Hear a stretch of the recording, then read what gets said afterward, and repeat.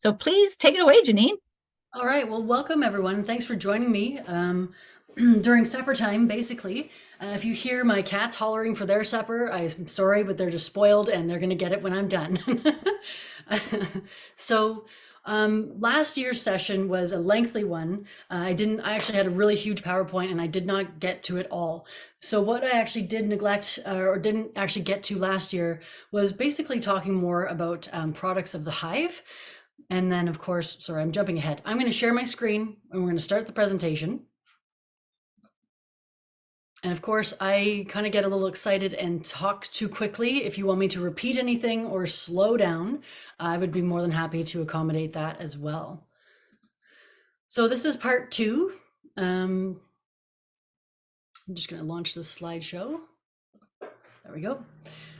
So again, this is me. I actually started with bees in 2006, and I was a little bee lab rat. I studied at the University of Guelph's Honeybee Research Center for 6 years, where I actually also got my master's. It was in the gut parasite Nosema for honeybees. And yeah, I fell in love with bees, and I actually had the wonderful luxury and privilege to actually be studying kind of just in the world of bees. And then, of course, being trained by one of the best beekeepers ever, Mr. Paul Kelly. And then, of course, there's not just the world of honeybees, there's actually the world of native bees, and of course, their native habitat. And of course, I actually do try to encourage everyone that I talk to try to actually keep native pollinators in mind, because we desperately, desperately need them. And one way to do that is actually to have less sterile grass and turf, and then create more plant biodiversity by growing more habitat. I also, on the side, I run a not-for-profit, and I call it our bee lab, in so much where I actually invite people to come and keep my bees with me. So it's a form of mentorship. There's actually going to be a lot less risk involved, and basically just making beekeeping kind of available to everyone. You don't need to actually have thousands of dollars to start up with bees. You could just come and keep bees with me and learn what I learn. And actually, what I learned from Paul Kelly, I would also like to pay it forward, because he was an excellent mentor. And to be honest, it made such a big difference in my life.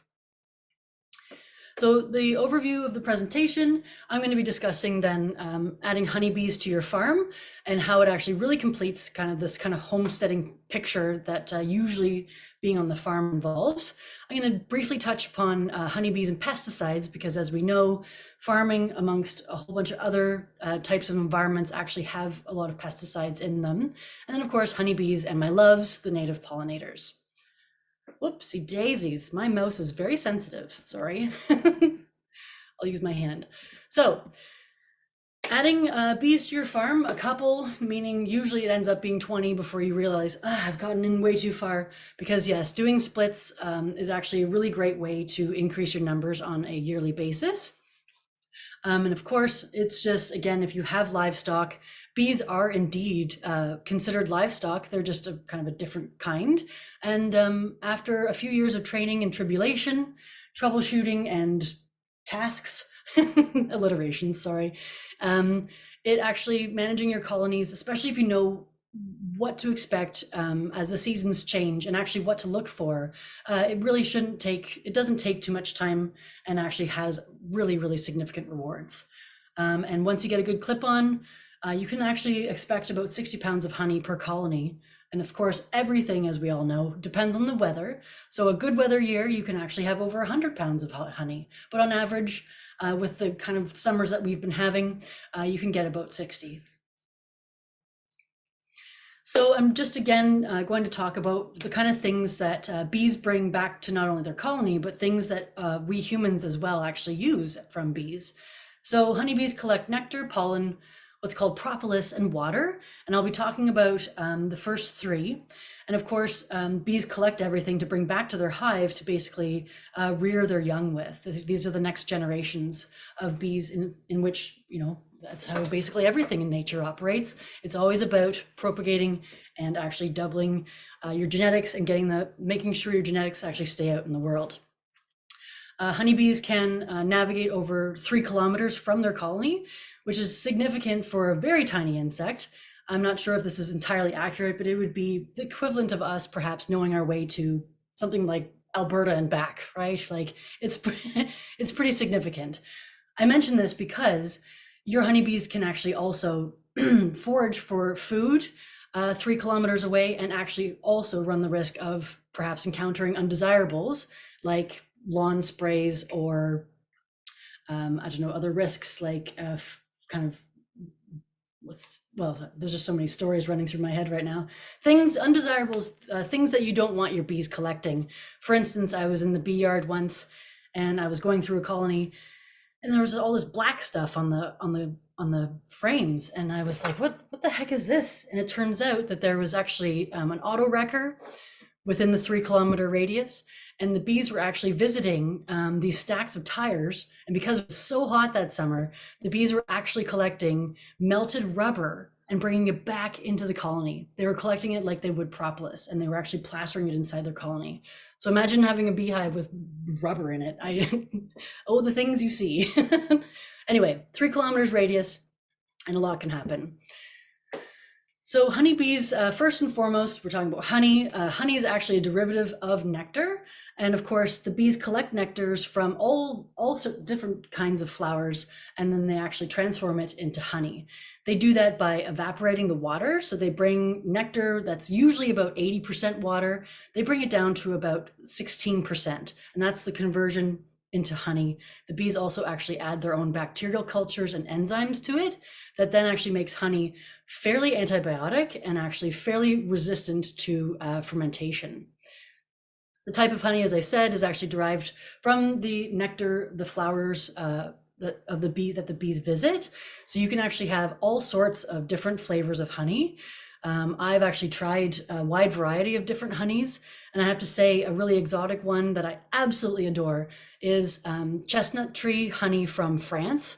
It actually tastes like roasted chestnuts, and it is brilliant in coffee. Like I cannot get enough of it. So honeybees, of course, the reason why they make honey is so that they actually have something to live off of during times of dearth. So times of dearth for us up here is actually during the winter. So clearly there's no flowers in bloom right now. So the honey is actually there to manage and help the bees actually survive the winter. And then of course, bees do eat their own honey during times of drought. So obviously during times of drought, the plants aren't actually undergoing sexual reproduction and actually not creating flowers. So then there's no nectar. And as I mentioned, nectar is filled with water. And if plants are actually going through water stress, they're not going to be producing nectar anyway. So instead of starving, the bees actually deliberately store honey so that they don't die, basically. Honey then serves as a fast burning carbohydrate that the bees actually use to live off of. And then the sweetness that we taste of honey comes from two sugars, fructose and glucose. There's more fructose ratio than glucose. And I believe it is type 1 diabetes that some people can actually consume honey without triggering their insulin levels too badly. Honey, of course, actually has trace vitamins, minerals, and amino acids that not only benefit bees, but actually benefits our health as well. So there's plenty of medicinal properties that honey has. Like any burns that you actually experience, I honestly implore you, heaven forbid you actually get burnt, but if you do get burnt, say in the kitchen, I implore you to take some raw honey if you have it, or some honey, maybe it doesn't have to be raw, put it on the burn, bandage it for a night, and it's leaps and bounds in healing, and very, very minimal scar tissue will form. I know down in Mexico, honey is often used for healing eyes as well. So your eyes actually have a fine layer of what's similar to skin on them. And honey is, again, just so antibiotic, antibacterial, that it actually really, really helps expedite healing. It's also really good for your gut environment as well. So if you have honeybees on your farm, ideally you take the honey off. So honey is actually stored in what's called supers. And basically, the more space you add, and if the nectar keeps flowing, the more space you add, the more honey is going to come in hand over fist. I've seen some colonies, even at the Honeybee Research Center, honestly have 11 to 12 supers high, like way taller than me. I had to get up on the back of the truck to actually start pulling the supers off. So again, the bees will just bring it in hand over fist, provided that you give them the right space and provided that there's enough nectar out there. So if you are actually extracting your honey on the farm, you will want to actually bring it in to a fairly sealed room. You want to heat it and dehydrate it for about 3 days. So again, it's really important that you remove as much excess moisture from the environment and from the honey as possible, so that when you extract it and put it into jars, it won't actually ferment. So anything below 16% relative humidity for honey, if you pop that into a jar, it will actually not ferment. Anything above tends to either crystallize or actually spoil.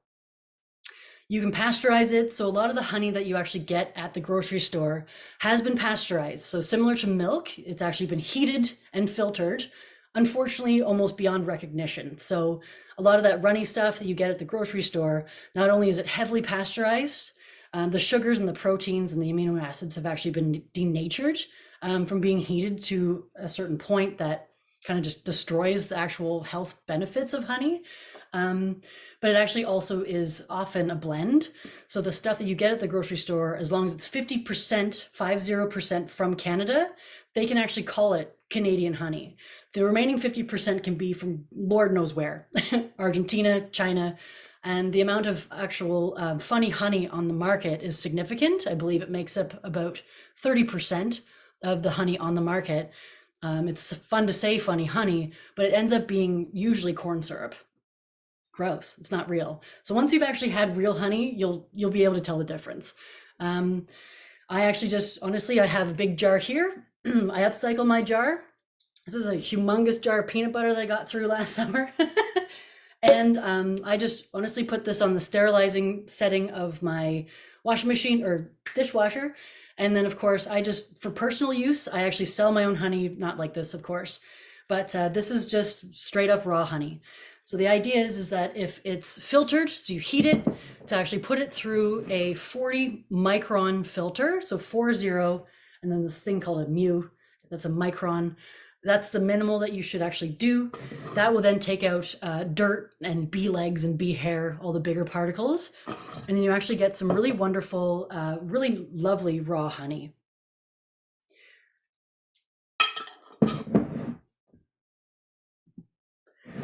This is more of an industrial on the left. This is kind of more of a like a commercial industrial extraction process.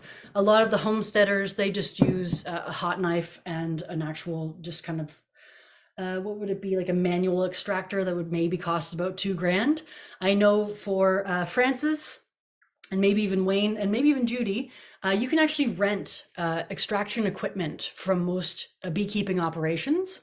So instead of actually like, you know, blasting your wallet and buying all this stuff new, I know for a fact Chats with Honey actually offers extraction equipment rentals. It shouldn't cost very much. And actually once you see what they rent out to you, and I'm sure they don't mind, you can easily duplicate it. So the idea again is to keep your honey in a well-sealed room. You heat it and then of course dehumidify it for about 3 days, and then it's ready to extract. You actually take a hot knife and you take the beeswax off the frame of honey, you pop it in the extractor, and that centrifugal force will actually then cause, when you spin it around, cause the honey to come flying out onto the walls of the extractor. It will then travel down the extractor and come out of the nozzle here. As you can see, this person actually has what looks like, so, you know, some sort of maple syrup filter or a cheesecloth, and then this is a metal strainer. As long as you're filtering it, it's really important to filter it. Otherwise, it's going to be chunky honey. And of course, if it's for your personal use, you can choose what kind of filters you use. But then, of course, the whole idea, and really, really important, in order to get the honey to flow, not only down the extractor, but actually through your filters, is that room needs to be hot. So honey is what's called very like highly viscous. Viscosity is just resistance to flow. So like lava is highly viscous, so is honey. And heating honey actually reduces the viscosity in order for it to actually go through a filter. So I recommend actually taking a heater and putting it close, but not too close to the extractor and the filter to keep that honey warm and actually going through the filter. If you put it too close, you're actually going to melt the beeswax caps and then plug your filter. That's also not desired and a pain in the posterior to clean up. There's a little fact down here. It takes 12 honeybee workers their entire lifetime to make a teaspoon of honey. A teaspoon. And we end up getting 60 pounds. Those gals are out there working their little striped buns off so that we can actually also enjoy the spoils of their hard work. So as you can see, after you filter your honey, you're left with what's called wax cappings. This is actually where we get predominantly beeswax for cosmetic purposes and for actually making candles with. I would not recommend using beeswax from brood comb. Brood comb is not created as equally as wax from your honey supers or your wax cappings are. This stuff is way cleaner and actually more pure. Brood comb has a lot of dirt in it. Unfortunately, the bee larvae actually poop inside their cells, so it actually also has bee fecal matter in that wax too. Don't use brood comb, use wax cappings.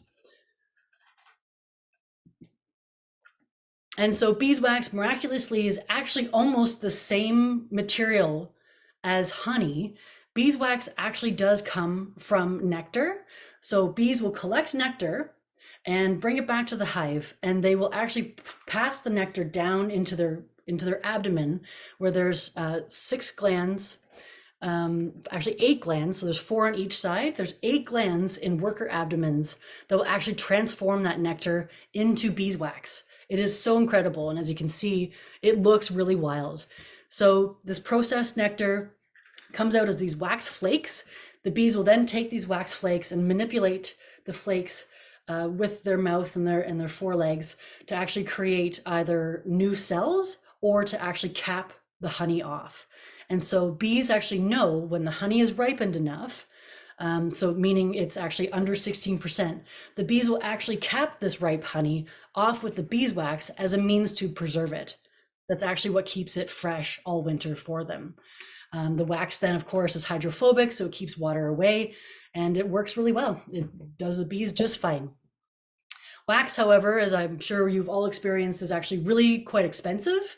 So of course, another benefit of homesteading, not only do you have your own honey, you actually end up having your own beeswax that then you have to mind, mind your own beeswax. But then of course, the ratio is about, you get 1 pound of beeswax to about 9 pounds of honey. So you don't really expect to get too much beeswax. But because I have several colonies, I actually render down those wax cappings. And then of course I will filter the wax cappings as well. This time usually through cheesecloth, because again, you just want to get the little bee parts out of it.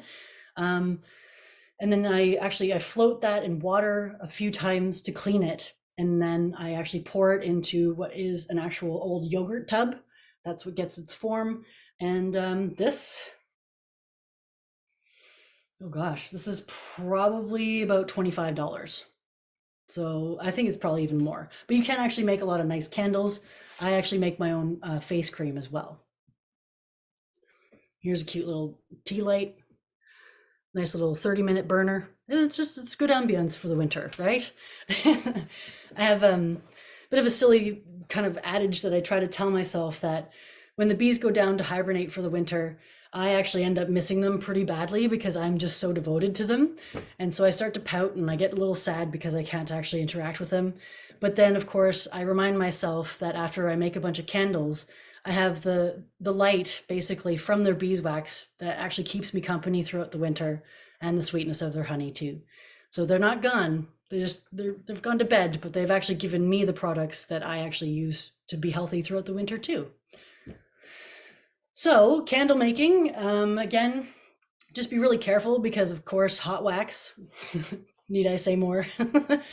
So yeah, you render down your wax, you heat it up, and then you get actually different sizes of wicks.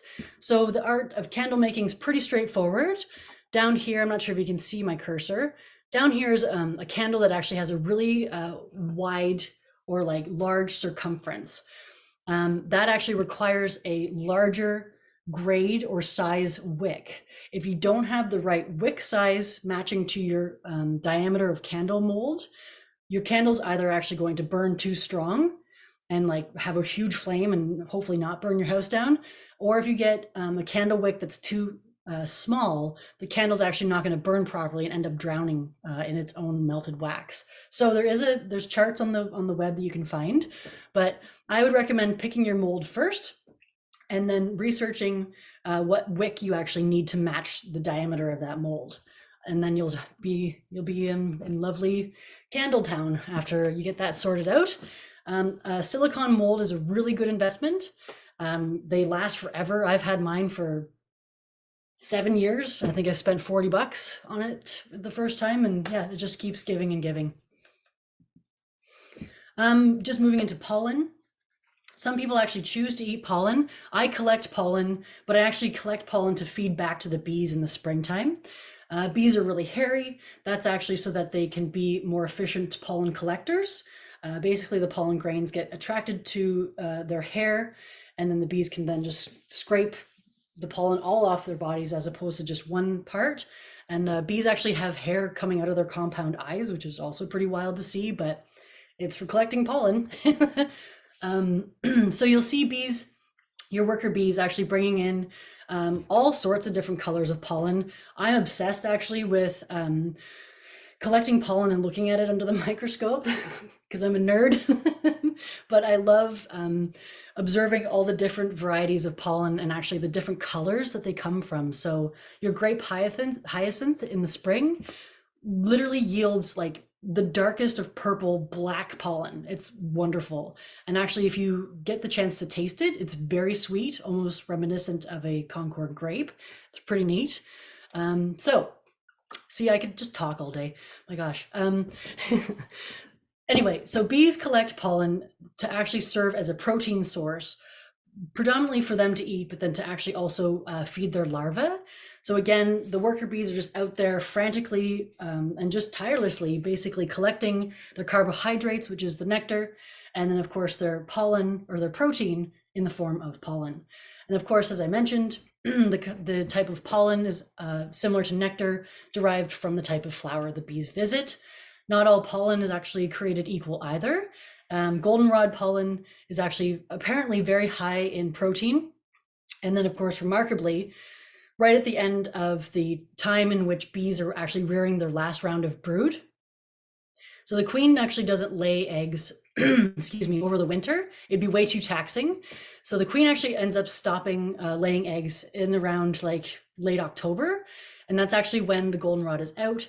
So those eggs hatch into larvae that then get fed these really high quality protein pollen patties, basically. And that's actually what creates really robust winter worker bees. So your average worker in the summertime is expected to live about 4 weeks. These winter workers are expected to live 4 months. And it is that extra protein punch that things like goldenrod pollen provide that actually makes really healthy, robust winter workers actually survive the whole winter. Really cool. Nature knows what she's doing. I've never questioned her, but the more we know, actually, the more amazing it becomes.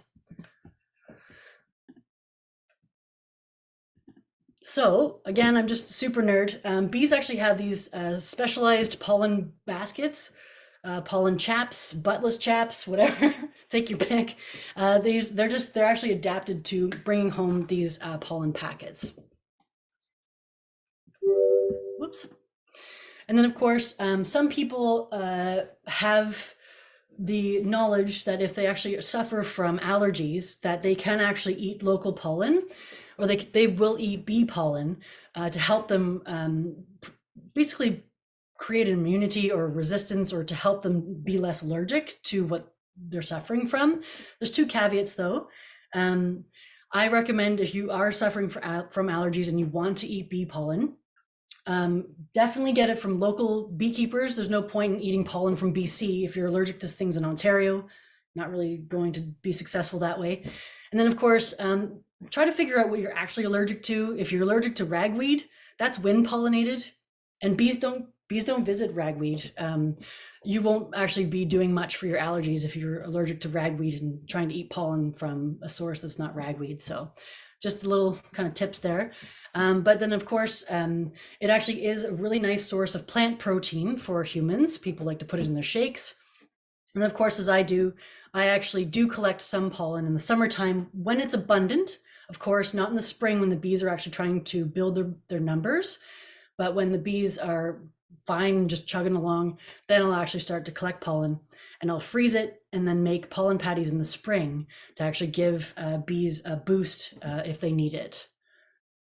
And of course, oh my gosh, I don't even know. I have no idea what this spring is going to look like, but I believe it was 2021. We had this false start. There was a frost in early June. I'm not sure if you guys remember that, but that nearly did in all the bees that I was servicing at that time. So the bees got all their cues from the environment, and they actually just started, increasing production. The queen was laying her 2,000 eggs a day. Brood was going along, chugging along, and then the frost hits, kills a bunch of flowers, and actually all these bees almost starved to death. So again, that was an example as to when I was really glad that I actually had this extra pollen to then be able to make a patty out of and slap on the hive, just to basically ensure that they make it through these hard times. Propolis, again, is so amazing. I have a huge chunk right here. I make sure I actually collect propolis anytime I get the chance. This is just a massive chunk. Oh, and it smells heavenly too. It is basically just sap, like sticky resin, from predominantly poplar, birch, chestnut, and pine trees. So trees, of course, they can't get up and run away from any predators, but they actually have really delicious, tender little buds that then, unfurl into leaves. But these tender little buds are so tasty to a whole bunch of things like ants and rabbits and deer and birds. And so what the tree actually knows to do is basically produce its own resin that then they cover the bud in to make it unpalatable to a lot of these predators that I've listed. It actually protects the buds from any bacteria, viruses, and fungus. And so bees actually know to collect this stuff, which is also incredible. So they collect what's called propolis, the same way they collected pollen. They put it in their baskets, their little pollen pants there. So sometimes you'll see a bee coming in and she's got something in her basket. It doesn't really look like pollen because it's kind of shiny and like kind of sticky looking. That's actually propolis. The word propolis, pro is in defense of, and polis means city. And so what the bees actually do with propolis is that they'll go out and they'll collect it, they'll bring it back, and they'll actually plaster it all over the inside of their hive, basically blocking any sort of extra holes or ventilation that they don't want. Say if you've got an older piece of equipment and there's a hole in your brood box or whatever, and ants are getting in, the bees will actually go out and collect propolis and then basically plaster the propolis on the inside of their hive to actually prevent the ants from getting in. Quite often too, I should have included this picture, mice will get into your beehives, which is a huge pain in the posterior, but the mice will either starve to death or be stung to death, but the corpse, the dead mouse, is literally too big for the bees to drag out of. So the bees will actually coat it in propolis so basically as it decays, it actually won't grow mold or bacteria that the bees don't want in their hive. So you'll find these propolis mouse mummies, basically. It's amazing and creepy all at the same time. Anyway, I digress. So again, using propolis on your farm or in your home, I actually make wonderful tinctures, and I don't suffer from cold sores, but my sister and a few friends actually do. And this tincture, it doesn't cure your cold sores, but it actually keeps them at bay. So my sister will feel a little tingle. She'll put my propolis tincture on the cold sore, and it won't even actually rear its ugly head. It works really, really quite well. Propolis is actually really popular in Mexico. They honestly, they treat it way more like a medicine than we do, and they actually put it in their toothpaste. So this is Colgate with propolis that you can get in Mexico. So as I said, these poor little buds of trees, they need to protect their leaves, right? Otherwise they die. So propolis is anti-everything. It actually inhibits tumor growth. It's anti-inflammatory, and of course, we humans have figured out how to use it for all sorts of things. Burns, sore throats for sure. Someone knew that I had a big collection of propolis, and they had COVID. I need to follow up with this person, but I gave them a huge chunk. I don't really know how that worked. I'd be interested to find out. But again, because it is actually very antiviral, it does actually work against cold sores, which are herpes simplex virus. And then, of course, in the laboratory, they've actually been showing that propolis is really effective at fighting HIV. Yet again, another virus. So it has a world of possibilities. So any questions, actually, because I've been doing a lot of blathering. I'm going to drink a quick little thing of water. Does anyone have something to say? If you would like to unmute and pose a question to Janine, please do that. Or put it in the chat, whichever you prefer.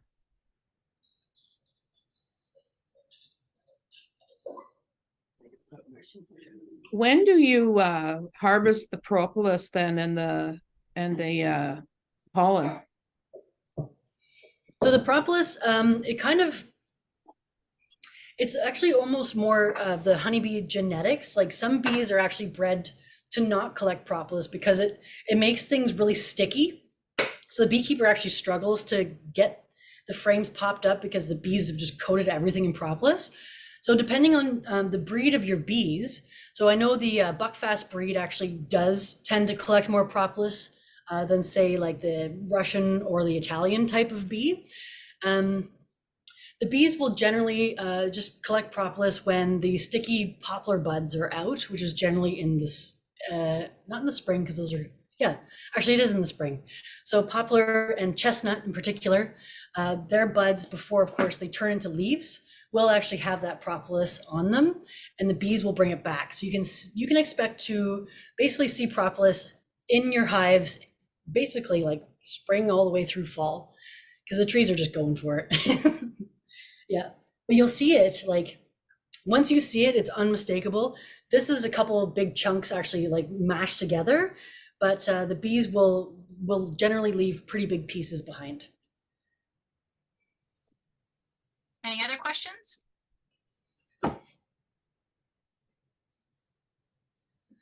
Hearing none, Janine, I guess carry on. Okay, this is for you to read. I'm not going to just sit here and like verbatim like read stuff out. These are more just kind of prompts for me to be able to just kind of openly discuss certain things. The part of the reason why I was actually showing everyone here about nectar and about pollen and about propolis is to remind everyone that bees are actually really connected to the environment. So they are actually like little tiny canaries in the coal mine. And when they start singing, we need to start listening. So honeybees, again, because we interact with them so much, they are like litmus tests, like an actual test to see how our environment is doing. So if your bees aren't thriving, it generally indicates that either we're having really bad weather or there's actually not enough food for the bees around for them to actually thrive. So your location might be wrong. Again, the weather might be really poor. I recommend actually just trying to make sure you put your bees down in a place where there's going to be sequential blooming. So there's going to be things in bloom basically at every time of the season, over and over from spring throughout the summer and fall. So you can expect a bit of a dearth in July where maybe it's really dry and there aren't any flowers, but the bees they'll manage. However, if they don't have food in the fall, like I mentioned about the goldenrod, then they will perish. There's literally no question. There's actually a lot of chemicals in our environment too. I'm not here to point fingers at anyone. I'm a scientist, I'm unbiased in a way, but to just remember that if you want to eat good, healthy honey, you're actually wanting to provide a good, healthy environment with minimal chemicals, because it's going to end up in our diet as well. That's what I'm trying to say. So to shake fingers at everyone, Big Ag and beekeepers, there's actually a lot of chemicals that are used in beekeeping. So it's just as much of our fault basically as it is Big Ag. We use pesticides, we use organic acids, we actually use antibiotics. So really, really hard hitting amitraz for veromites. That depends on who you ask, but actually it's been shown that it sticks around in honeycomb. So you are essentially, basically the more amitraz you use, the more you're putting into the honeybee's environment, and the more you can expect it to show up in your food. Formic acids, formic and oxalic acid, again, is for treating mites. They tend to volatilize or evaporate quickly enough, but again, what you put out is what you put in is what is going to come out, maybe in lesser quantity, but it's still going to be there. Fumagillins, not necessarily required unless you have a really bad case of nosema. And then Oxytet is actually an antibiotic to treat American foul brood that you actually need to get permission to use from a vet now. So if you think you actually have American foul brood, you definitely need to just basically burn your hive, because American foul brood is actually really contagious. But then what beekeepers used to do is they put the antibiotic on as a preventative, but then they found that these bacteria were actually getting to be resistant. So in order to basically slow down resistance from these bacteria, we've actually now asked beekeepers to stop using it every year. Anyway, I know that's a big mouthful. All I'm really trying to point out is that beekeepers are actually putting enough chemicals into the honeybee's environment. And then of course, depending on where you keep your bees, more chemicals can even be brought in. So this is my honey here. It is, what was that? That was some fall honey. This was a huge amount. It was a really good year.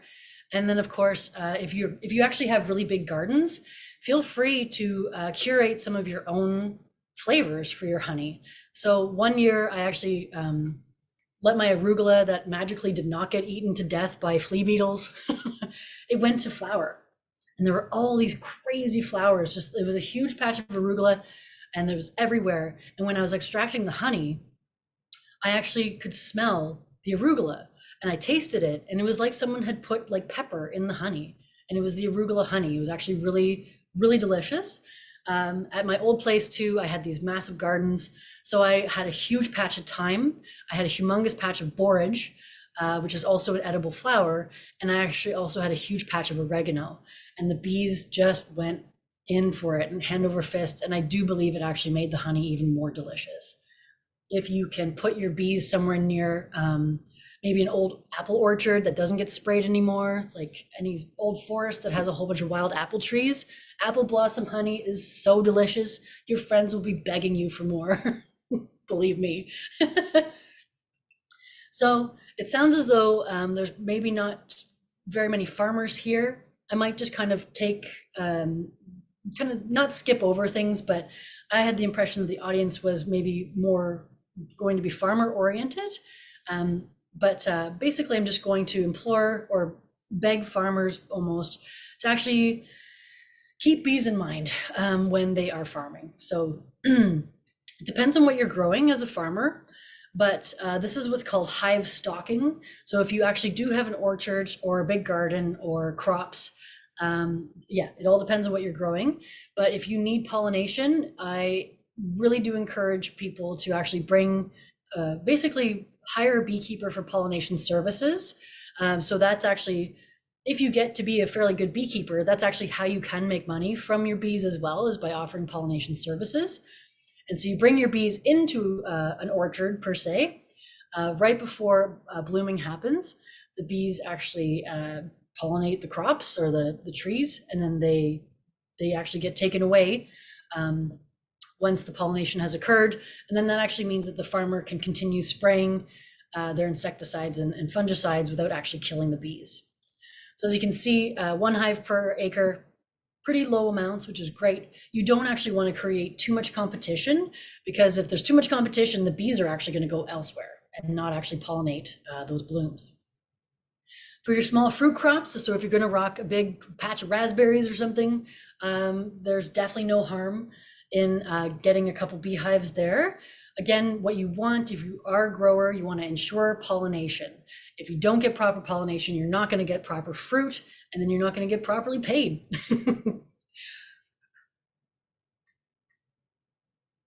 I've actually I've dispensed pollinators at cranberry and blueberry operations. One was in Bala. That was cranberries, and there was blueberries in northern Quebec. And boy, is there ever just acres upon acres of blueberries and cranberries. And I know there were bears around too, which was not cute. If you have vegetables or field crops like your cucumbers or your tomatoes, squash, or zucchinis, you definitely, basically anything that flowers actually needs a pollinator. So it's, again, just really good advice to at least plunk down 1 hive per acre. Pumpkins too, actually, pumpkins definitely need to be pollinated. And if you're growing buckwheat for seed, of course, you definitely need to be pollinated as well. So that's just kind of hive loading. This is me. And there's, yeah, you can expect the bees to be quite plentiful and rather heavy, actually, if you put them in really good spots. So what you want is actually like kind of not behemoths of hives, but you want your bees to be doing well enough that they are this robust. Again, if you do have big patches of sunflowers that you are growing either for beautification or for seed, please actually ask a beekeeper to come in. Sunflower honey is delicious, and it actually honestly looks like someone put highlighter or something in it. It actually grows, like it glows rather, like this kind of highlighter yellow. It's pretty magical. Just wanted to jump in, Janine. Judy has a comment in the chat saying, I would like to see farmers stop cutting the roadsides and instead let the goldenrod, milkweed, etc. grow. Ditches are not meant to be manicured lawns. I would just add that in some cases, it's not the farmers that's cutting that, it's the municipalities. So you may want to make that comment to your municipality as well. So thank you, Judy. Yeah, and I will be actually touching on that in a couple slides from now. And I have definitely hopped on the horn with Mayor Paul McQueen and the Mayor of West Gray, Christine. I can't remember her name right now. Anyway, I have actually spoken to both of these decision makers.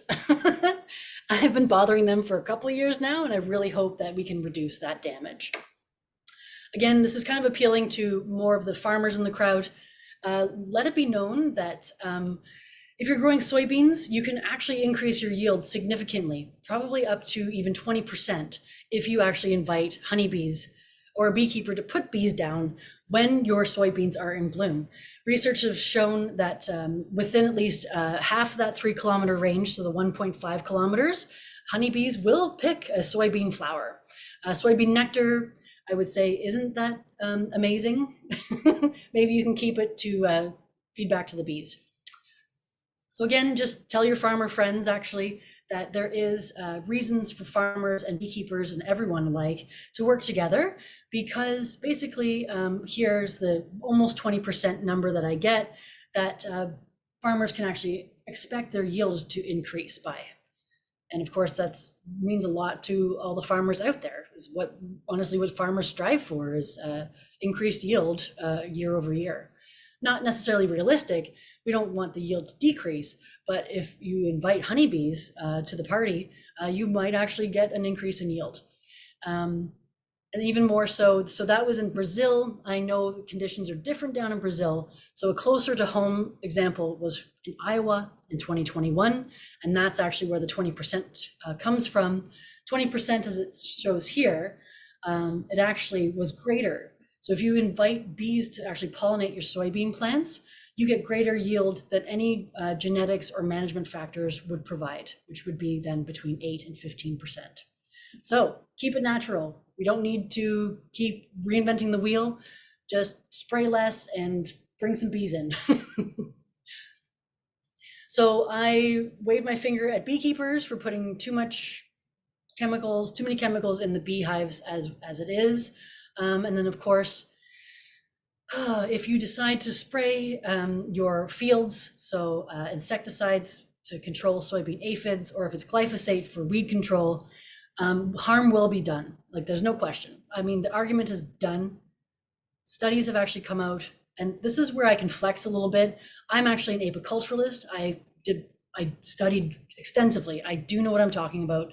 Damage is being done to honeybees. And as I mentioned at the beginning of this presentation, they are our canaries in the coal mine. And so the whole colony collapse disorder, bees actually dying, we should be paying attention to. Glyphosate actually does damage bees. And what it does is it actually damages the bacteria that live inside the honeybee's gut. So yeah, bees are small, but they're not too small to actually have bacteria living in their gut, just like us. And so once that bacteria is compromised by the glyphosate, the bees actually can't perform their normal tasks as well as they could. So it kind of scrambles their brain. They actually struggle to navigate. They struggle to collect food. And with that, the colony just gets worse and worse and worse, and basically kind of just fades away. It's very unfortunate, and we as humans can do significantly better. So again, not waving fingers, but what you can do, and just tell your farmers, especially if you guys are going to be keeping bees, perhaps you have farmers for neighbors, keep an open dialogue. It doesn't actually have to be like anything kind of, what's the right word, confrontational. If we work together, this is actually how we're going to get results and change. So you can actually ask your farmer to spray on overcast days, right? So the honeybees use the sun. They actually need full sun to navigate. I could spend like the rest of the presentation talking about that, but honeybees actually only really can fly when it's full sun. So you can ask your farmer to just basically do all their spraying on like an overcast day when it's almost guaranteed that the honeybees aren't going to be out encountering this stuff. You can actually also screen your bees in. So don't stuff the entrance because you're going to suffocate them. You can actually staple gun screening across the entrance so that the bees can actually breathe, but then stay inside the hive while the farmer is spraying. That's again, just reducing the amount of exposure that the bees are going to get to this chemical. I've actually seen pesticide poisonings, and it is devastating. I actually saw basically an entire bee yard. So that was about 25 hives, and all the workers with pollen in their baskets at the front of the hives were all dead. And it was because dandelions had been sprayed. And it was such a tremendous loss. Like it was gutting. And I don't really know why it needs to happen. We don't really need to spray all this stuff into our environment because it's going to affect us. It's just because we're bigger organisms, basically. I'm not sure if anyone here has heard about neonicotinoids, but they are definitely out in our environment. They're definitely used in the farming industry. They tend to be used as a seed coating.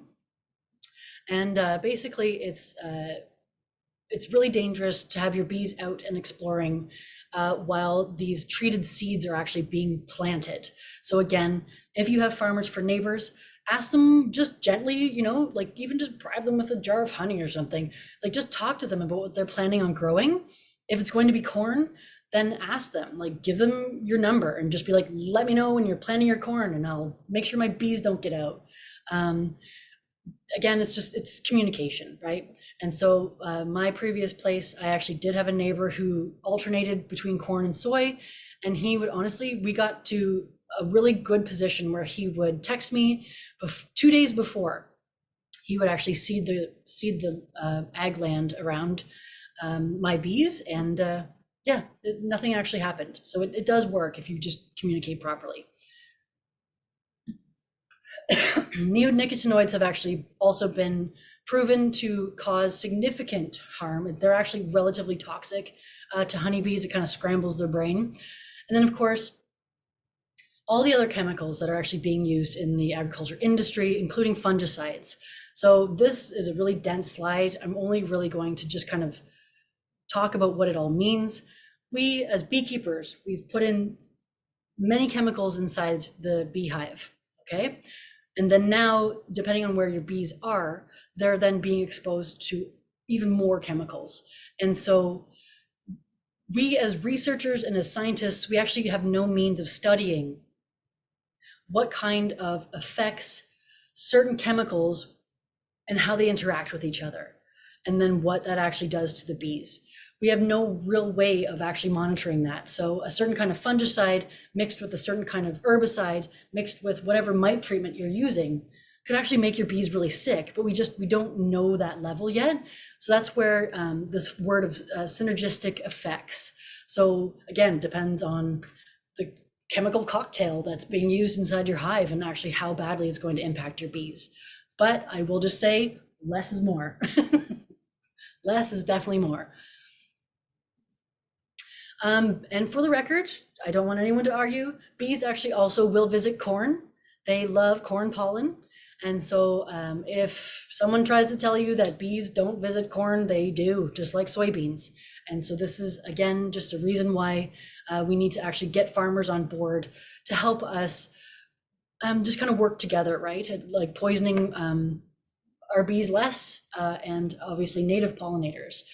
So this leads me into a bit of a talk about native pollinators, which is actually very near and dear to my heart. I will actually pause again for another moment for any questions. If anyone has any questions, you can unmute now and pose them. And we would also like to welcome, I think William joined us in the last, between the last break and now. So welcome, William. If anyone has any questions, unmute or pop them in the chat box and I will mention them. So I will shut up so you can pose your question. Anyone?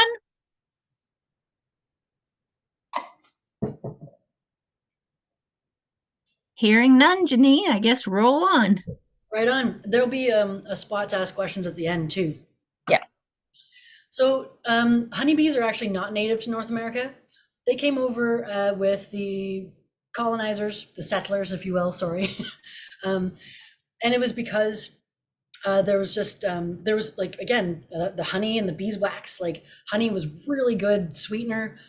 Beeswax literally was light, like for us to read by. Of course, there was several religious contexts there as well. And so the settlers brought honeybees over. Bumblebees are actually the predominant bee species in North America. And you'll have to pardon me, but I am in love with bumblebees. I think they're kind of just the best. This came in the mail the other day. And so if you're interested as well, this is a wonderful, just a wonderful book, pertinent, of course, to North America and really good ID. So if you get into bumblebees just like me, this is a really, really great way to be able to know more about them. They're fantastic to learn about. So I just will say that the whole Save the Bees campaign is a little bit runaway. To be honest, honeybees are going to be fine. It's actually the wild pollinators, the wild bees in particular, that actually need to be saved. Honeybees are a managed species. They're sure the colonies will die. I've actually told you some of the reasons why, because we're basically loading them, overload basically with chemicals. What's actually happening to our wild pollinators should be really disconcerting to everyone. Because of habitat loss and because of all these chemicals, the wild pollinators are not doing very well at all. And then of course, wild bees, not every bee is created the same. So you actually have right down here, one of the cutest little guys ever. They're actually squash bees. They're literally called squash bees, and they're native to North America. And they are actually specifically designed to pollinate squash and like any sort of gourd, so pumpkins and zucchini. They actually are stingless and they live in the ground. And sometimes the males, the males will cuddle together and sleep together inside the flowers. And they're just, honestly, they're just such a delight. We have such a richness in biodiversity that it needs to be celebrated. So I'm going to just give a bit of time here to tell everyone about how special native pollinators are. And so I would like to introduce everyone to the mason bee. The mason bee is indeed, there's actually several different species, but the mason bees definitely native to North America, and they are really good pollinators. They are actually even better than honeybees.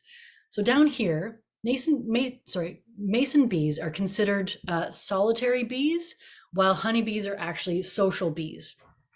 And so the mason bee, its modus operandi, it's really, all it really wants to do is actually collect pollen, which is why it makes it such a really good pollinator, because it's way more focused on collecting pollen as opposed to nectar.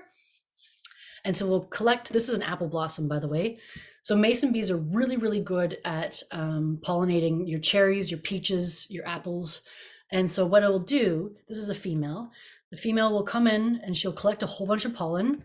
And then she'll, visit multiple apple flowers and she'll pollinate the flower blossoms. But then she'll bring these balls of pollen to what is a hollow stem. So this is like a hollow reed, basically, of say a tiger lily or a bamboo shoot. And she'll actually make little dividers in it. And then she'll actually lay an egg on top of a pollen ball so that when that egg hatches, the larva has something to eat. And then the larva will then develop into adults. And then the adults, all in order, will actually hatch out of the tube. And bam, you got more mason bees, just like that. There's no, big colony of bees like in honeybees, but the mason bees are really wonderful animals. So as I said, honeybees, they have about 5% successive pollination rate, while the mason bee literally cranks that up to 95%. It's almost absolutely guaranteed. So if you are running something like an apple orchard, I encourage everyone to actually set up, and I'll show you, mason bee houses, because if you don't get proper seed set, if you don't get proper pollination, you're actually not going to have very good looking apples, for example, and a lot of it will actually just be like either garbage or pig food. And so, as I mentioned, mason bees are just really, really good pollinators of raspberries, strawberries, anything in the rose family. And then, of course, they exist in the world just like honeybees. So here is what could be considered a mason bee house. They're really fun to make. I make them with kids all the time.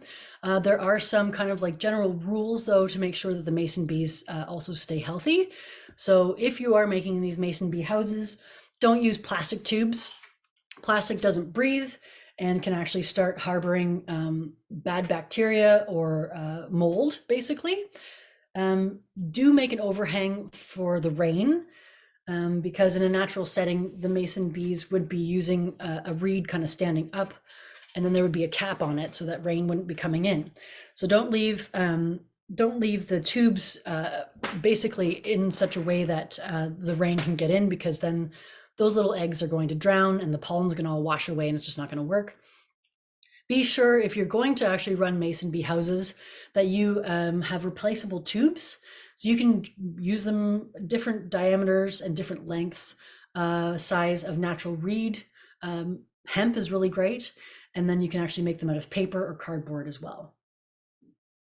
Be sure to replace the tubes, though, after the bees hatch in the spring, but then before that mama bee starts packing it again with pollen and eggs.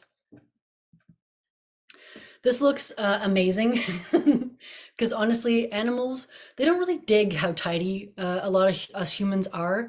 Like I don't know, I don't really understand our tendency to want things so sterile and straight edges and all this stuff. Like mess is really great. Like a big stack of sticks in your backyard is fantastic habitat for all sorts of things. And so basically kind of the messier we are, the more things that can actually survive. So you can see there's different, you can just, take a log and drill holes in it. You can just pack some stuff with straw. You can take old, what looks like terracotta pipes or old pots. And you can make amazing habitat by just kind of being messy. And then, of course, providing different diameters and lengths as well. And I'm going to, unfortunately, be the bringer of horrible news. About 1/3 of our entire bumblebee population is actually in really severe decline. There have actually now been bees who have gone extinct, bumblebees who have gone extinct. And of course, the very charismatic, rusty patched bumblebee is actually very, very rare. It used to be abundant in Ontario, and now you don't see it at all. So there's just, if you want to alarmed and depressed all at once, feel free to look at Ontario's endangered species list, because it is alarming. The amount of fish as well on this list should be alarming to everyone as well. So again, kind of steering towards the audience that was to be expected to be some farmers, I just really want to encourage farmers to actually be messier, to actually leave some space. for other pollinators to thrive. And if you think about it, if you're getting that 20% increase in yield from honeybee pollination, then maybe, just maybe, you can sacrifice, a little bit of a hedgerow to actually encourage this pollination. It's like you get what you give, sort of thing. So it's actually really, really important to consider not only honeybees, but actually our wild pollinators as well. So what it really does take, though, is to encourage a lot of plant biodiversity. So not just one kind of plant, which is actually called a monoculture, to actually let some things literally grow wild is going to create a healthy ecosystem and actually help help your farm with pollination and pest control. So it's really cool, actually. On the note of pest control, we have the upper image here is actually a syrphid fly, which is a pollinator of flowers. The syrphid fly, this is a big syrphid fly larva. They love eating aphids. And we all know that aphids can be a huge pain in the posterior in the garden. And a syrphid fly, we wouldn't really think as a fly, as a pollinator, but they sure are. Syrphid flies even look like bees. So again, this is what happens when you encourage more biodiversity, when you encourage more types of insects and more types of flowers to thrive. Everyone kind of creates a balance of their own. So here, a braconid wasp. Wasps are actually pollinators. Some of them are as well. So the braconid wasp adults actually feed on pollen and nectar from flowers, but these wasps actually lay their eggs on top of a tomato hornworm. And when the eggs hatch, the larvae actually eat the tomato hornworms. And so the hornworms actually develop into, well, the hornworms can actually destroy your tomatoes. The adults actually also destroy a whole bunch of other garden. It's a garden pest. So the tomato hornworm moth becomes a fairly significant garden pest as well. So by encouraging, again, different types of insects, you can actually create a whole zone of biocontrol. And at my place, I actually had a pretty good system in check. I just wanted to let everyone know too that there are bees that love living in the ground. So again, there's this kind of continuing trend of us to want to mulch everything. It's like, well, mulch this and mulch that. We can't have bare soil. We can't have bare soil, but actually a lot of wild bees are ground nesters, and they need bare soil, especially if it's sandy. So if it's sandy and easy to dig in, for instance, these are my pictures, by the way. I sat next to these holes and actually just waited for these adults to come out. This is the plasterer bee. It's a solitary bee as well. But then, of course, about 70% of all wild solitary bees literally live in the ground. And so if there's, inches upon inches of mulch, these poor little bees aren't actually able to even dig through all of that to then be able to live in the ground. So it's really good, again, to not have, everything all looking so prim and proper. Leave a patch, and you'll see that these bees will come out, they'll thrive, and they'll actually be able to pollinate your garden or your farm as well. And they're cute. So this is my little getting up on the soapbox about ditches. Again, this is my picture. I actually took it on the way to, it was on the outskirts of Clarksburg, on the way to Red Wing, if anyone knows where that is. And what you have here in the foreground is trefoil, bird's foot trefoil. And then you have this blue stuff is chicory, and then you actually have sweet pea. And it's really great. It's really great for beekeepers because this is actually food for your livestock. Like, as I'm a beekeeper, which means bees are my livestock. So when these ditches get mowed, you're literally taking food from me as a farmer for my livestock. And that's actually what I was trying to appeal to the mayor, Paul McQueen, and the mayor of West Grey. I was trying to actually appeal to them in this way, where it's like, you're literally compensating the actual ability for me to be a bee farmer. You're cutting down their forage, like their food. Anyway, there are a few justifications for it, for all this mowing, but I actually honestly think, in my opinion, sorry, this is one of the very few times that I'll share an opinion, it's a lot of make work. And then, of course, for some reason, it's a lot of excess fossil fuels being used. I don't really know why you have to plug a whole bunch of gas in these machines and mow the bloody road size until kingdom come. Like, just let things grow. Like, it's okay.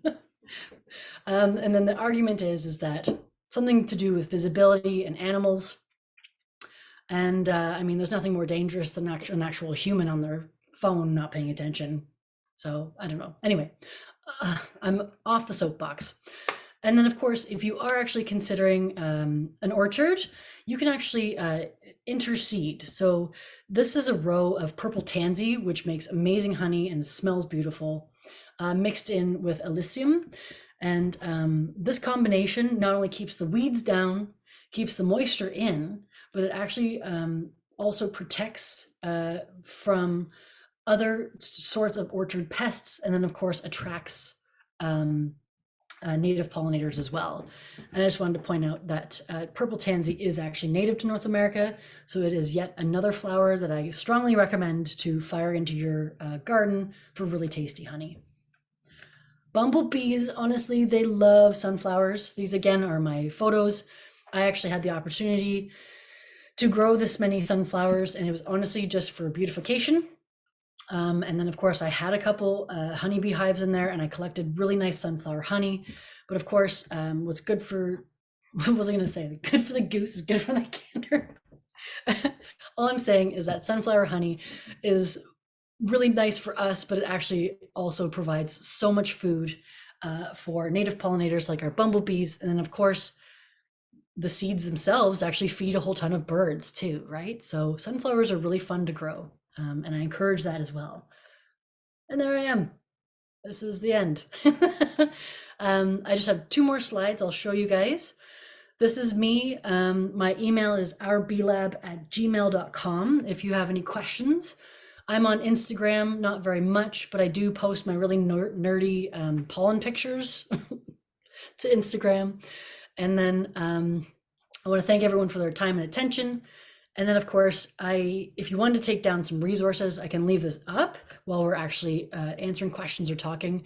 This first one, Credit Valley Conservation, I do try to pick resources that are actually relevant to from where we are, right? So it makes sense to actually read things that are applicable to our region.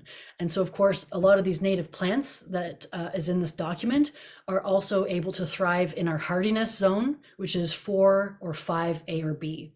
So this is a really good resource if you wanted to learn more about what kind of native plants to put in for native pollinators. And I'm done. Thanks, everyone. Lots of great resources, and we do have till 7, so I would encourage as many questions as possible. I will get Emily to include all these links when she sends out the email tomorrow of the recording, she'll send out these resources. So perhaps, Janine, so we can maybe go into gallery view, if you would like to unshare, and Yes. then I would encourage people to pop back in so we can see everybody. And then let's just throw it open to questions, please, because we've got lots of time here. So if you have specific questions, please do. So you can either use the raise your hand at the bottom, or just put your hand up, or just start talking, and then no one else will talk. So who wants to start us off with any questions that you have about beekeeping? Judy, do you want to start us off? Okay, I just want to ask Janine about the varroa mites. How are you treating the mites in your hives? So there is this, it's called Thymovar. So it's actually oil of thyme, and THYMOVAR. I've been using it for the past 6 years, and it seems to be really effective at keeping the mites away. And actually, if you do look, there's been studies now that have been showing that sunflower pollen actually is really good at helping bees fight mites themselves. Oh. Mm-hmm. So I don't want to like sit here and whatever pontificate about how I do things, and I'm not saying it's right. I've been doing this for long enough that the things that I do seem to be working for me, and so the Thymovar I just feel really good about because it's not a bunch of those chemicals that I was mentioning. Now, oil of thyme is definitely still a chemical, but these wafers, because it's oil of thyme basically impregnated in these wafers, and they come in, You put them on the hive, you leave them on for 2 weeks twice, so it's a 4-week treatment, and then you take them off. And I haven't really had very many problems with mites, but then of course I'm actually also keeping relatively healthy bees. Okay. Can you put those on with the honey supers or no honey supers? No, it's very important that they come off. There's no honey supers on while you actually have the Thymovar on. Otherwise, your honey is just going to taste like horrible thyme oil. It's not. Okay. It's not recommended. No, and it does make the bees a little grumpy. Just to let you know. So put the treatment on 2 weeks. Walk away. If you maybe get a little bit too close, you might have one coming after you. Okay. Other questions? We've got lots of time here, so let's, well, we've got Janine cornered. Let's pose her the question. Don't ask me to play you a song. You got the guitar right there. Janine, if there's one tip that you could give a starting beekeeper, what would it be? So yeah, I think if you actually could get connected with a local beekeeping group, there's several. I think it just a quick Facebook check or something, call around maybe, or actually try to call an actual beekeeper. So Innisfil, perhaps for Francis. They will often, if they're not too busy, steer you in the right direction. But I genuinely encourage people to actually go out and see if they kind of can handle the intensity of beekeeping. Sometimes bees, like they get really intense, and like I find when I'm mentoring people, they actually get really overwhelmed even by the sound, like all this buzzing. After a few stings, people might not like it. Actually, also make sure you're not allergic to honeybees is actually a really good call. And you'll only really know if you're actually legitimately allergic until about the 3rd or 4th sting, because your immune system actually has enough antihistamines kind of coursing through your body to be able to deal with that venom. But then it's about the 3rd or 4th sting where your body's like, okay, I can't synthesize this venom, and now you're allergic and you need an EpiPen. So do try to make sure that you know if you can handle being stung. Otherwise, it's really heartbreaking to get into it and then actually have to get rid of it because you actually can't risk being stung.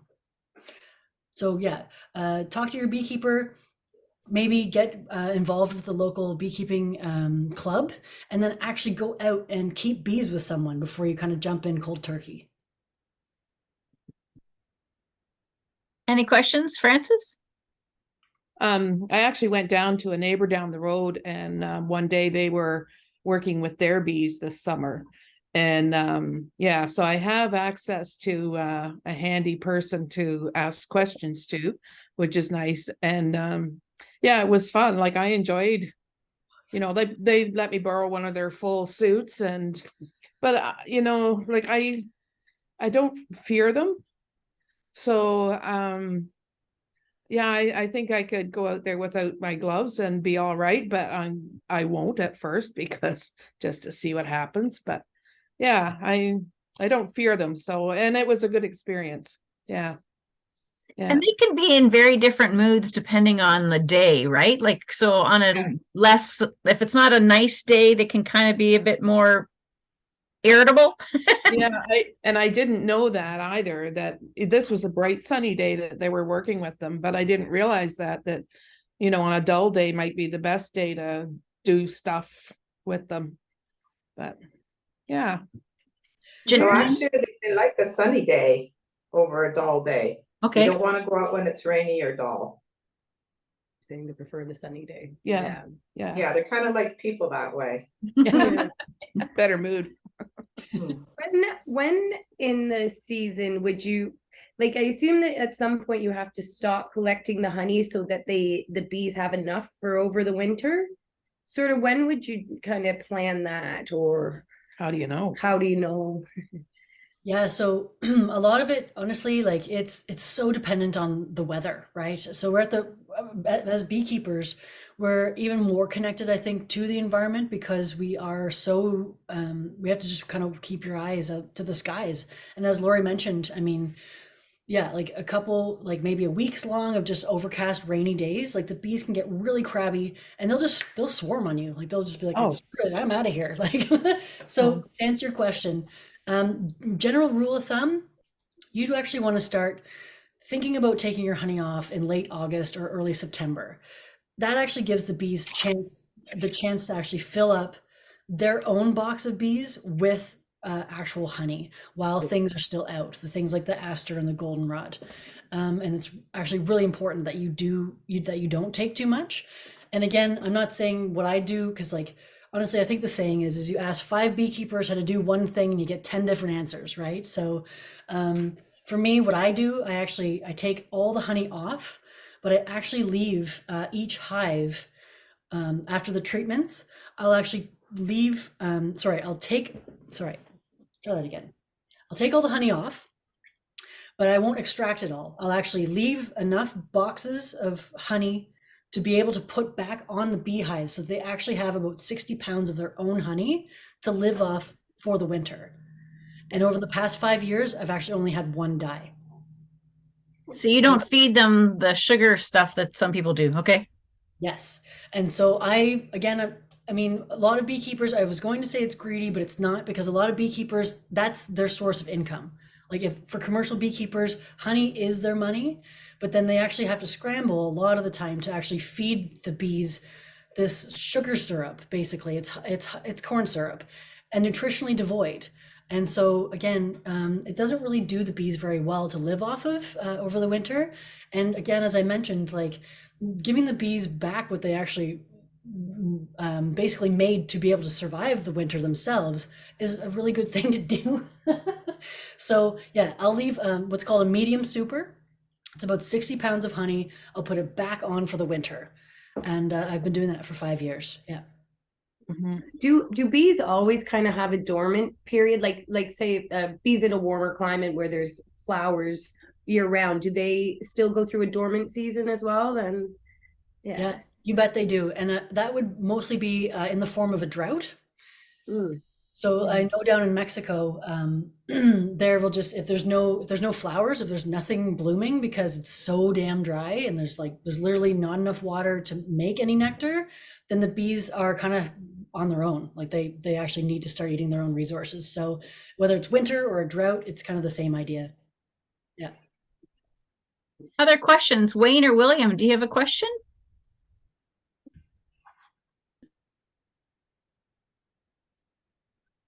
Janine, can you kind of go over, the course of a year? What's a beekeeper doing throughout the year, primarily, like in an overview, in the winter, spring, summer, fall? Yeah, I'll tailor this more to like a hobbyist as opposed to a commercial beekeeper, because it's a big difference. So right about now, February, beekeeper, end of February, so beginning of March. Right now, you'd be like puttering around, fixing some equipment. You'd be ordering some nukes. You would be considering how many hives you actually want to get up to or go back down to in the summer. You would be, ordering your nukes. What I would honestly do, I'd start planning my garden as well. So I'd actually start planning what I wanted my honey to be like. And of course, again, if you can plant some of your own plants, then you become less reliant on your neighbors to grow them as well. So I would just make sure that my garden was bumping with flowers that would actually grow kind of sequentially as well. And so a lot of it's just kind of planning right now. What are your go-to flowers that you would be planting for your bees? Yeah, so the borage. So borage is it's not native to North America, but it doesn't really. It's an annual, so it doesn't really take over your garden, but it provides like ample nectar, and it seems to be that all the moths and butterflies actually really love it too. And the flowers they taste like peas, like the actual like green peas, like they're really really nice. And so borage is like a top hitter for me. Again, your oregano and thyme. So this is really cool too. With studies nowadays, they're actually showing that bees have been basically able to self-medicate. So bees will actually visit certain kinds of flowers for their different medicinal properties. So again, having a huge patch of thyme, I think probably doesn't do them any harm, right? Like if I actually use oil of thyme to keep the mites away. I'm pretty sure thyme nectar has a lot of healing properties as well. So a lot of your herbs, they love rosemary. I know rosemary doesn't really survive very well over the winter. Actually, correction, it doesn't. And then of course, bees love lavender. Lavender honey is so delicious. If you can get anything in the wild lupin family, lupins are really good. And then of course, for basically a really early source of pollen and nectar, which is really important for bees, because as soon as they wake up, they're going to be really hungry. And they need to start up their brood production. And so they need things like your hyacinth, your snowdrops, basically anything that kind of comes out and flowers pretty early in the spring. So hyacinth, snowdrops, trout lily. Do you all know what trout lily is? It's gorgeous. It has like a blood red pollen and actually surprising amount of nectar. Your bloodroot is yet another kind of forest plant that produces a lot of nectar as well. I would actually highly recommend, if you can get away with it, keeping your bees kind of near a mixed bush, because that mixed bush will provide basically all the propolis that I mentioned. And I'm not sure if people even are aware, but maple trees have flowers. Like that's how you get your maple keys. And so maple pollen, like bees will actually collect maple nectar and maple pollen. And you can make a pretty decent penny selling maple pollen. I've tried it. It tastes like maple syrup. It's really cool. And so of course, maple trees actually bloom pretty early. And then of course, if we're talking about trees and shrubs, any pussy willow or any willow for that matter. So if you see a big weeping willow or a patch of pussy willow, that is going to be ample pollen source first thing in the spring. And it's going to make it like life or death almost for your bees. I'm going to interject before we get into March. William has a question. Can you start off with one hive, or what number of hives should be set up? So again, that's kind of just depends on your comfort level. If you want to, and like how much time you have really, but the way that mortality is going right now. So again, we're upwards to 30-40% mortality. Again, not to be like a doomsayer, I just say it how it is. Last spring was horrendous. My one friend had 400 colonies and all of them except for 40 died. 400 down to 40. Wow. She was devastated. So it's just, it would be really horrible if you had one hive and then it didn't make it through the winter. So the probability of maybe having 3 and having 1 make it through, you know, that actually means that if you do a split, you'd have 2. And I guess it's just, even maybe just for like our stick-to-itiveness and our mental health, I would definitely recommend getting a minimum of 3. And William came in a little bit late, so you had recommended to Francis that you should get 3 nukes is what you're ordering, right? Nukes. And so maybe just explain to him what that is. So a nuke, it's just short for nucleus. And so a nuke hive would run you at about 180, less than 200, should be less than 200. Unless, oh yeah, I don't know, inflation's been really bad for everything. Anyway, so a nucleus should be a 4-frame colony. It should have 1 frame of brood, 1 frame of food, 1 empty frame, and then kind of a mixed frame. So of like brood and food. So what it also should have is a bunch of baby bees hatching. It should actually have a laying queen. And as I mentioned, a frame of food, which should include honey and pollen, because that's actually what the bees are going to be living on while they get adjusted to their new surroundings. And then of course, an empty frame so that that queen can actually continue laying her eggs. So if your queen is not given the space to lay her eggs, she actually can become what's called honey bound.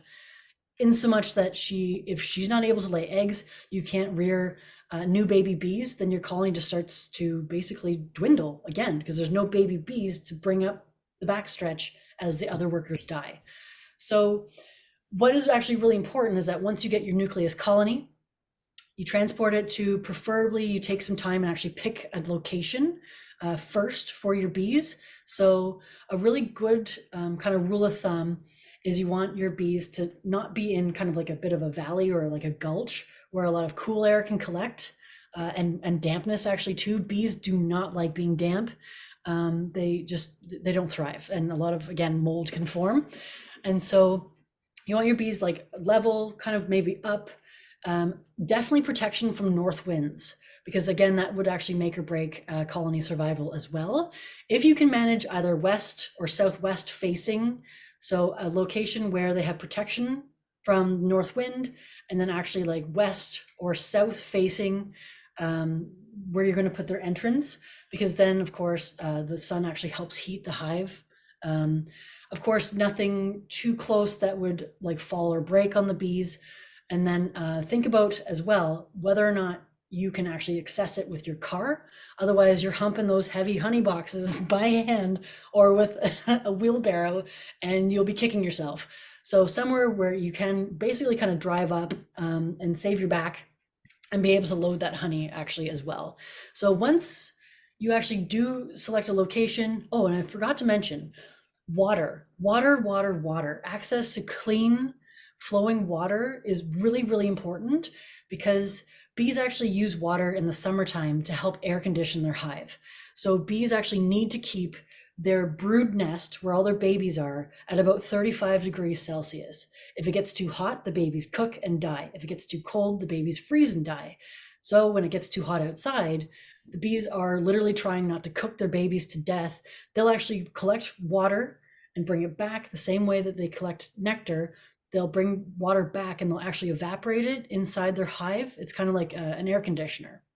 And so sometimes when it gets really, really hot and the bees can't find water, they struggle. So if you put your bees actually out in the middle of like what could be considered a desert, and it gets really, really hot and really, really dry, your colony is not going to thrive.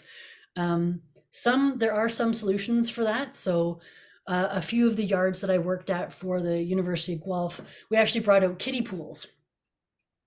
So like a big kind of kiddie pool, and we put like rocks and stuff in the bottom, because bees actually need to be able to land and drink. They can't hover and drink. So if you don't provide the bees a way to land and drink, then they'll actually drown, and that's kind of not productive.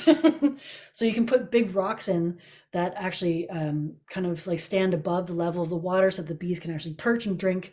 And then if you just try to bring enough water each time you visit the yard to actually keep some water in that kiddie pool, you'll be saving their day and their bacon or whatever else you save. So yeah. Cool.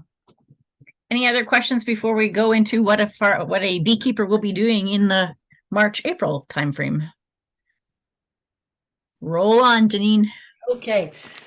Oops, here's another one. Hold on. Maybe you can see it as well. Would placing hives along a white pine tree line on the west side of property with hive on the east side of trees facing south work?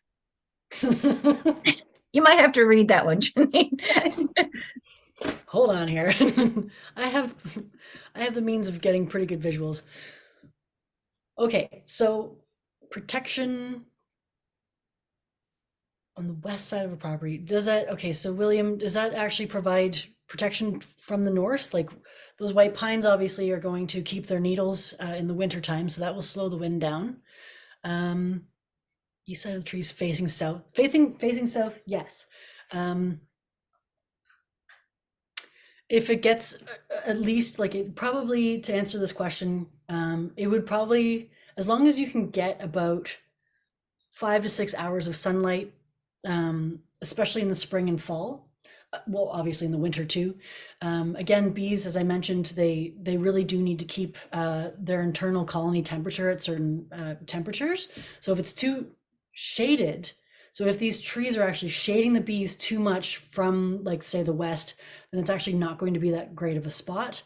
Of course, pine trees, they don't really flower. And from what I know, pine needles are fairly acidic. So not very many flowers, or like you don't really have much of a forest floor with pine.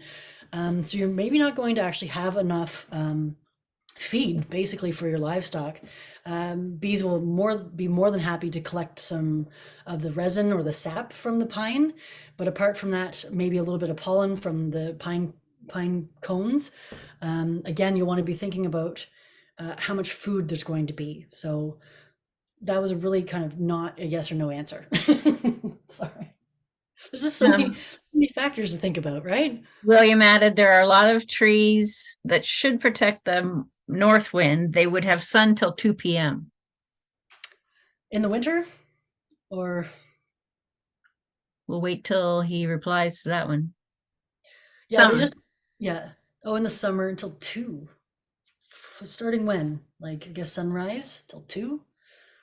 I mean, that's enough. It's not necessarily the greatest. I mean, when it's really, really hot, that wouldn't be too bad.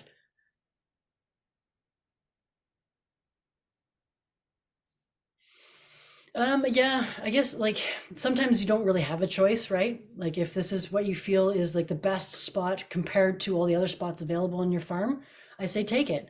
And then of course just try to make sure that they have enough food to forage for. One really important thing too that I don't think a lot of beginner beekeepers in particular actually recognize is that when you're setting up your beehives, honestly in my bee yard, I actually just use like 2 pallets and that actually gets the bees high up off the ground, high enough to kind of keep ants and stuff away. But then actually what's also really important is that you make sure that your colony is able to drain. So you shim your colony, like the actual box of bees, you shim it so that the entrance is kind of facing down or at an angle in which any excess moisture can actually drain. And then of course, it doesn't have to be an extreme angle, but as long as it's kind of shifted down a little bit, angled downwards, then it actually won't collect rain. So imagine again, if your colony was shifted like this, it's going to collect rain, a whole bunch of water is going to pool in the back of your colony, and bees again do not like wet feet. So again, try to just pitch your actual box of bees at an angle in which is going to shed water and definitely not collect it. And William mentioned that his hive will be on a hill, so he's thinking it would drain, like it's not going to get wet feet again. So that's good. Right on. Any other questions before we roll on to April, March? Whatever month we're on. Yeah, go for it. Okay. So again, March, the things are kind of maybe heating up. I don't know. Sometimes, like, again, as I mentioned, like the spring can have a kind of a hiccup, like a false start. So sometimes, yeah, we get really nice warm weather in the spring, in March. So again, really bees actually take their cues mostly from temperature. So honeybees can't really fly above anything rather below 5 degrees Celsius. So bees can actually come out and fly around if it's warmer than 5 degrees, especially if the sun is hitting the hive and the hive's actually getting warmed up, warmer than 5. The bees will sometimes get chilled and kind of fall to the snow and then die, but most of the bees will actually make it back. So again, the bees are kind of just taking these environmental cues. And what you will see if it's really, really warm, say in late March, and some of the coltsfoot, what is it called? Oh, there's actually, it is coltsfoot. Yep. Yellow flower, kind of looks like a dandelion, but it isn't. Yeah, they pop out like on the side of the road, like basically first thing in spring too. Yep. And it's really good for pollen as well. And so if the bees are taking their cues from all these flowers popping out, then of course brood production starts to ramp up. So the queen, if there's like, oh hey, there's actual food and nectar, let's start up the baby wagon, basically, the baby chain. And so what will actually start happening is, yes, the bees will start basically rearing more babies. And then of course, what is actually really important, again, taking all these environmental cues, is for the beekeeper to go in and actually check the weight of their hive. And so you can actually tell how much food resources your hive has by how heavy it is. So if you see flight activity, your bees are kind of buzzing around, go around to the back of the hive and actually just give it a little bit of a lift. And if you can literally like lift it where you almost like, flip it, that means your bees are literally starving to death. That's when you can actually take, you go to the store and you buy your 2 kg of your Red Path sugar, and you actually dissolve that in some warm water. You can make a 1-to-1 sugar syrup ratio. And my trick is that you make the sugar syrup, this is emergency feeding, but you make the sugar syrup and you pour it into a freezer Ziploc bag, like the bigger, not the huge ones, but like the bigger ones. And you want to get the size that will fit on top of your beehive. And then you can take some sticks and put it on top of the frames of your hive. You put that bag down and it will form, once you lay the bag down, it will actually form an air bubble inside the bag. And you can cut where the air bubble is. And that will actually then create a bit of a feeder for the honeybees to then be able to eat that sugar syrup. that actually will tide them over. That will actually prevent them from starving to death. It's just an emergency feed situation. Believe me, I've had to do it countless times. That is definitely something you want to do in late March and early April. So you shouldn't do it. If it was a warm spell in February, you shouldn't do it then? If you can get away with it, yes. But I wouldn't necessarily, like, if it's really, really warm, like say if it's above like 5 to 10 degrees. Because again, opening your hive, you can actually, you can do more damage than good checking them that way, which is why I encourage you to lift the hive first. If it's a really warm day and there's lots of flight in February and you lift it and it's heavy, then they're okay. I wouldn't open it because you'd actually disturb them enough. A lot of heat would escape. But then of course, if they're really light, you can do an emergency feed as well. Cool. Yeah. April. So just to be warned too, for people who are actually getting nukes, last year, because of kind of almost an Ontario-wide collapse, because as I mentioned, last spring was horrible for beekeepers. And it was, again, I think just like these false springs, a lot of beekeepers, it was mites, it was a whole kind of slew of things. But a lot of beekeepers actually weren't even able to sell their nucleus colonies because they weren't ready until the beginning of June, which is definitely very different. They used to be actually ready almost even like quite often before May 24. But people were definitely waiting for their nucleus colonies even just last year, well into the 2nd and 3rd week of June, which is kind of late to get started, to be honest.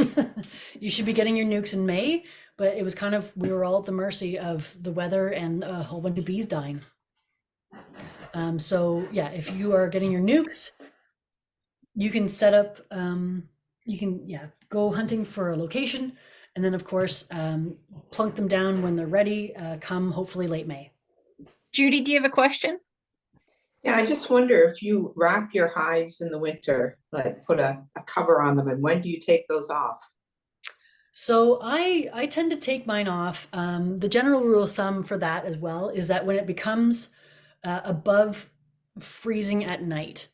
So if you can get basically like almost like a week's worth of above freezing at night, so that would probably be in like late March as well, maybe early. Well, oh gosh, see, this is just the thing. The weather's relatively inconsistent. So I honestly just try to wait for about a week's worth of warmer nights before I begin to think about taking off the wraps. The wraps should definitely be off though by late April. Okay. And then of What course, are you using for your wraps, Janine? I use this corrugated black plastic. It's called the Wellington Winter Wrap. I really like them. They're cheap. They're really like, they last forever. They fold away really quite nicely. And of course, because they are corrugated plastic, they actually don't harbor any like bad bee diseases or mold. Sometimes you actually have what's called like, you can get kind of like puffy bee wraps, but those things do hold moisture, and when you have moisture you actually also have mold. So I just have sometimes, like, honestly, people will staple shingles to their hives. I do recommend using insulation, and of course what I actually also do is I'll go to the hardware store and I'll get the hard pink, like kind of Pink Panther foam, like the hard styrofoam, and you measure it out so that it actually fits inside your lid. And so it's basically like this harder pink foam, or it can be gray or blue or whatever color it comes in. What it does is you put it on top of your inner cover, and then you put your lid on, and that actual layer of styrofoam traps a whole bunch of heat from escaping from the top. And it is literally like, it makes a difference from night and day. It's like you going outside and with a toque versus without a toque, you feel significantly colder. That piece of styrofoam is definitely like a toque for a honeybee hive. And then of course, sometimes too, I'll actually just unwrap my bees kind of in stages, right? So I will take the black wrapper off, but I'll actually leave the styrofoam on. Kind of just helps, like for those maybe cooler nights, more heat the bees trap, the less they actually have to generate. I can see you're reading William's question as well. I'll just say, how did your hives do using your medication methods for die-off in comparison to the average of Ontario? Again, I'm not bragging, but like I've been in this industry for long enough, and because I actually do have the luxury of leaving bees with 60 pounds of their own honey, like because this is what kind of more hobbyists actually are able to do.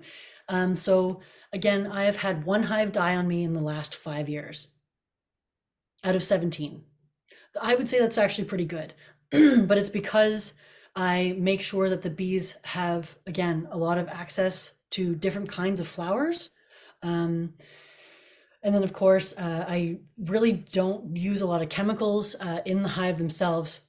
And yeah, like a really significant point is actually leaving them with what they built, basically, to to be able to survive the winter. So I give them back a lot of their own honey. And then, of course, because actually it's interesting, there's, what is it? At least 10 different kinds of goldenrod in Ontario alone. And you'll actually see your first kind of cue to actually start thinking about taking the honey off is when the first pulse of goldenrod comes out.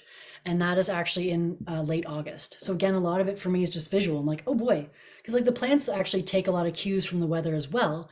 So if you see goldenrod popping out, you're like, uh-oh, it's time to take the honey off. And so sometimes though, if I'm actually too busy or just kind of overwhelmed with other things, when I'm actually extracting my honey, I will actually leave that box that I know is the goldenrod honey, because goldenrod honey, in my opinion, too, is kind of gross. It kind of smells like old sweat socks and it crystallizes way too quickly. And it's just like, you know what, girls, you can have that. Like, enjoy yourselves because I don't want it anyway. So when I'm extracting my honey, usually, obviously, it would be the last box on top because that's actually what the last box the bees have filled. So I would actually just leave that honey in the corner of my honey house, and I would actually give the bees back that honey that I don't want anyway. It makes sense. And I tell you, it does actually make a big difference in your survivability.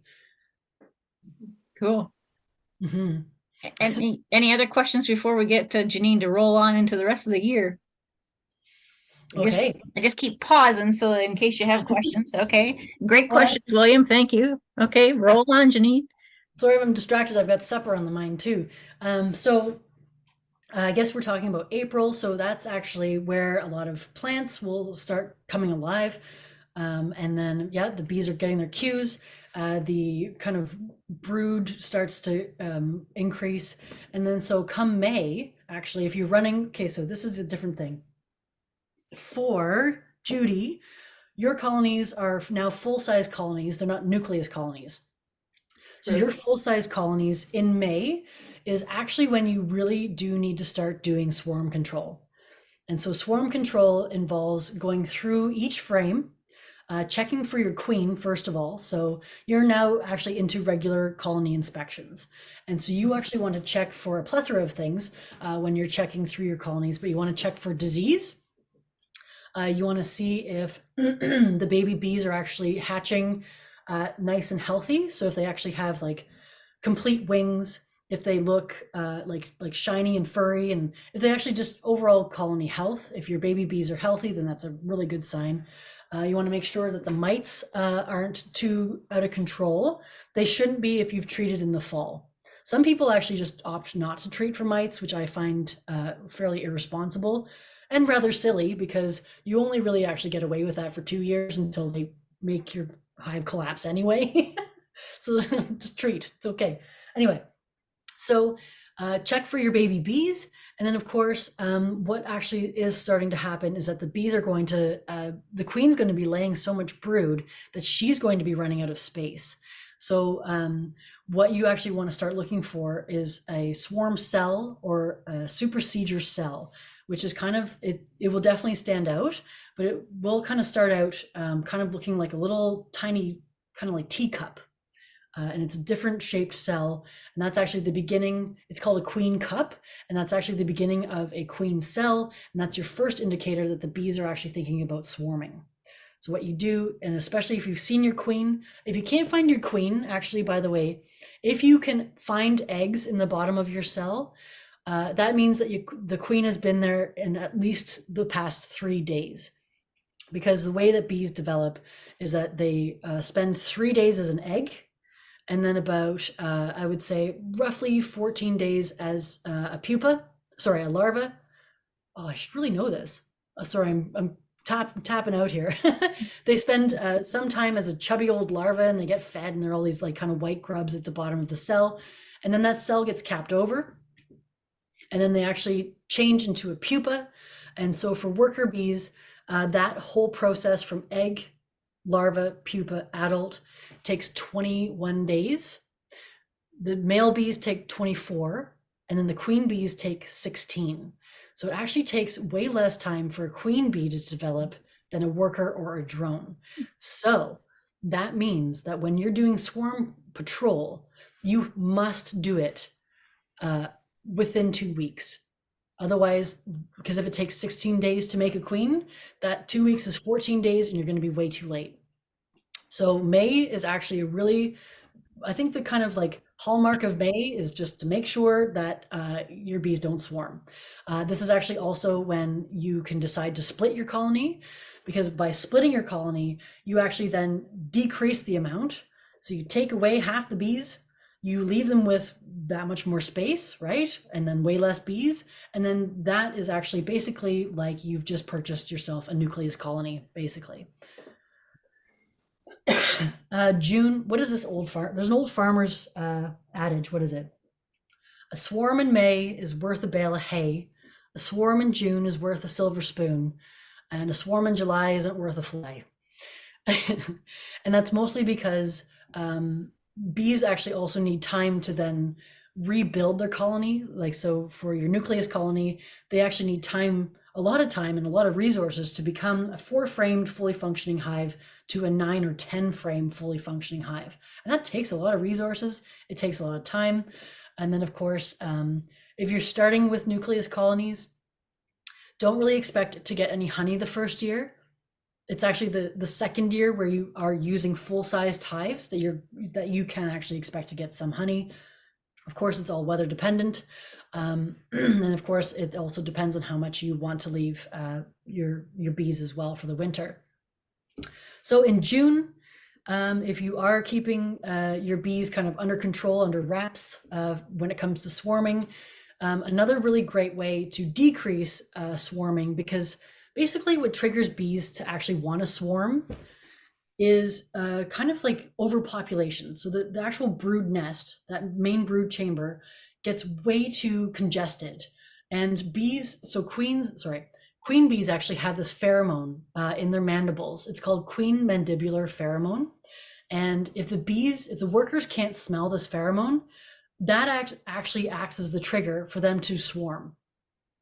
So if the bees are too tightly packed in there, the worker bees can't smell that pheromone. They're like, all right, that's it, we're out of here. Like, and that's actually when that is the trigger for the bees to start swarming. So by either splitting your bees or actually by putting a super on top, right? So you can actually start supering your bees in late May. Again, if the weather's good and there's flowers and there's no damn frost, you can actually start supering your bees, which then gives your bees a lot more vertical space, right, to occupy. So then that actual pheromone can travel throughout the colony a lot better. So in June, if you've got your swarming under wraps, doesn't mean your inspections are done. Bees sometimes just come pre-programmed to want to swarm, which is a big pain in the butt. But if you stay diligent, and you would probably actually, just as a rule of thumb, you'd probably want to do swarm control at least once a week, especially in May. You could probably get away with maybe every 10 days in June. And then by the time that you kind of get that swarming kind of under control, you would have to want to do it a little bit less in July if you're doing a good job at actually keeping the swarming under control, because in July, you might be looking at a tower of supers too. And it's a really big job to actually take those heavy boxes of honey off every time to actually get down to your box of bees. So the better job you do in May, while there's less weight on top, the better you'll actually be able to thank yourself later for it too. Yeah. Excuse me. So We have a question from Francis, I think. I'm just wondering, when they swarm, do they all leave the hive, or what happens then? Right. If they did swarm? Yes, so I had neglected that because again, I can talk until kingdom come. So what happens when bees swarm is that what they do is they prevent the queen from laying, because the queen is actually filled with a bunch of sperm, and becomes too heavy to actually be able to leave the hive. She actually can't fly. Because she's too heavy. So the worker bees will actually prevent her from laying, which then kind of shrinks her ovaries and her big abdomen. And then that actually makes her able to fly.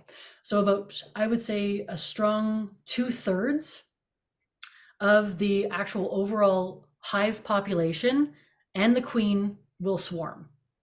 What they'll do, however, is that they'll leave a bunch of queen cells behind and about 1/3 of the worker bees behind as well. The majority of those are actually young bees, because young bees are the bees who feed the babies, because they have special glands as well.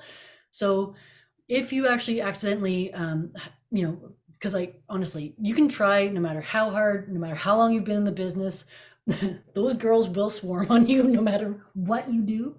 And so what you can actually also do is you can trap your swarms if you can actually get at them.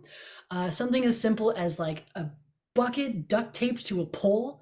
You can like actually knock the swarm of bees like back into the bucket. You can take an empty box and like pop them in there. You can actually recover a lot of your swarms, which is what I've done. And I will just say this. Okay, God, it's so many tangents. I'll just say because we've got 3 minutes left. I'll just say that if you actually do catch a swarm, swarms are really, really good at developing or building out honeybee combs. So you can have 2 different kinds of frames basically that honeybees live on. Again, this is the really nice thing about actually having visuals or being in person. Bees will actually spend a tremendous amount of beeswax, so that ratio of 9:1 again, so it's 9 pounds of honey for 1 pound of wax.